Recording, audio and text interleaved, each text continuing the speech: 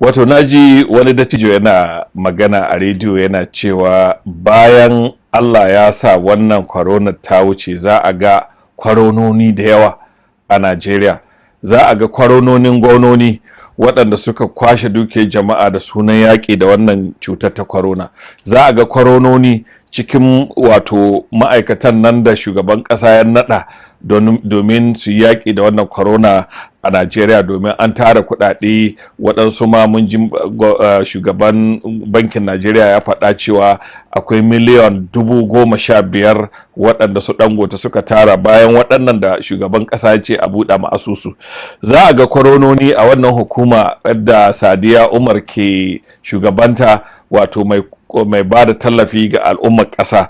Har cikin ma'aikatan tsaro ma za a ga kwarononi da yawa, domin da yawa suna amfani da sha'anin wannan corona din. Shi wani tsoho yana zargin dai cewa bayan duk wannan al'amarin ya wuce za a gano wannan a wannan kasar. To Faruku, kayi magana akan cewa tallafi ba shi kai ma al'ummar da aka yi domin sa. Gaskiya wannan zargin ba yau yake ba, kuma ba yau aka fara ba. Ai an daɗe ana ruwa, ƙasa na shanyewa a Najeriya. Gwamnatoci suna ba da tallafi, a ƙasashen waje na ba da tallafi, ƙungiyoyi na ba da tallafi, amma ba su kai ga shi talakan da ake cewa a tallafa ma. Duk wani ibtila'in da ya faɗa ma talaka a Najeriya za ka ga ko da tallafin ya kai gare shi, ɗan kaɗan ne, kashi 90% na tallafin yana ga waɗansu manyan mutanen da ba su bukata wannan tallafi. Yanzu ita wannan hukuma mai bada tallafi ta Najeriya, in ka tsaya sai ka yi mamakin cewa da wani irin tunani ne ma take aiki tukuna. Ya za a yi tunanin cewa za a baiwa, wato kamin ma in shiga in zurfafa a cikinta, mai magana a kan shi shugaban ƙasa da aka rubuta ma ran 27 ga watan Afrilun da ya wuce, ya yi jawabi ga 'yan ƙasa cewa za a ci gaba da ciyar da wato 'yan makaranta duk da wannan ibtila'in na annobar corona da ta shigo ƙasa, duk da wannan rashin tsaro da yasa aka rufe makarantun ne da sauransu. Daga nan mutum ya san cewa, tun daga wannan jawabin mutum ya san cewa akwai waɗansu mutane masu wasa da hankalin wannan shugaba namu, wanda suke sa shi yana yin waɗansu abubuwan da ba daidai ba. Domin idan ka ce wannan hukuma mai bada tallafi za ta ci gaba da bada 'yan makaranta tallafi, duk da cewa wasu wurare irin jihar Katsina misali, su suna ganin ma gara corona da abin da ke faruwa a yankin ba tsare da sauran yankuna a jihar Katsina.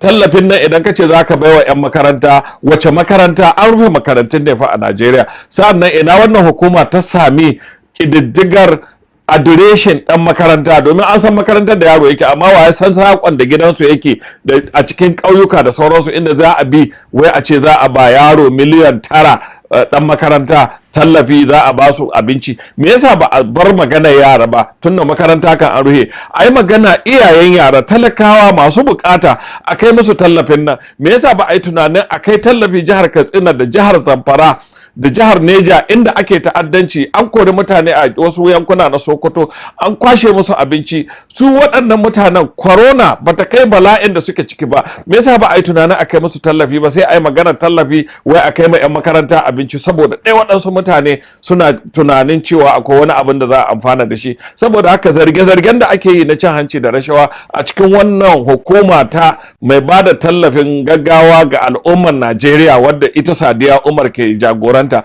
gaskiya zarge-zargen cin hancin da ake yi yana ƙara bayyana a fili idan aka ce yau ne ma aka ce za a kaddamar da wannan ciyar da 'yan makaranta. Kai ka san cewa amma an ce za a ba da kamar voucher ko takarda na da iyayen yaran za su je su karɓo abinci wanda za su zo su dafa, ba wai abincin za a je a rika ba su ba. Me yasa za a ba da abincin yara? Wani irin, amma ba a ba faɗi wani irin abinci za a bada ba. Kar mu manta, wajen ciyar da 'yan makarantar nan a wasu makarantun ne kullun zoɓo ake yi a bada biskit. Shine za a kai wa mutane dattijon da ke da 'ya'ya 10 yana kila 2 ke makaranta, a ba su kullun zoɓo da biskit. Amma ba a faɗi so ne da abin da muka ga ana bayarwa can baya. Amma sai yanzu sai a jira sai an ga meye za a je a bada, sannan sai a yi sharhi akai. Amma yanzu kamar an riga ma da mata faɗa ma 'yan Najeriya kuɗi nawa aka ware ai wannan aikin ba.